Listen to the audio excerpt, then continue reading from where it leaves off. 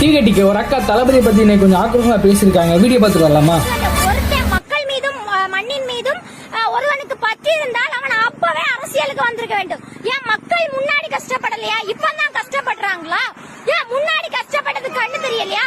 உன்னுடைய பணம் புகழ் எல்லாமே சம்பாதிச்சுட்டு உன்னுடைய சுயநலத்திற்காக வயது முதிர்ந்த பின்பு ஜிஎஸ்டி அது இதுன்னு எல்லா வரிகளும் கட்டுவதற்கு பதிலாக உன்னுடைய இப்ப உனக்கு அதிகாரம் தேவைப்படுகிறது. அக்கா நீங்க பேசுங்க, அது உங்களோட தனிப்பட்ட உரிமை. உங்க ஆதங்கத்தை கொட்டுங்க, உங்க ஆக்ரோஷத்தை கொட்டி கொட்டி தீருங்க. அது பிரச்சனை கிடையாது, யாருமே கேட்க மாட்டாங்க.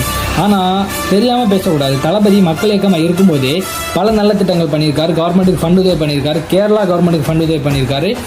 ஏழைங்களுக்கு சாப்பாடு போட்டிருக்காரு. தானத்திலே சிறந்த தானம் அன்னதானம், அதை அவர் பண்ணியிருக்காரு. உங்க ஐயா சீமான் என்ன பண்ணாரு? உங்க ஐயா சீமான் என்னமா பண்ணுவாரு?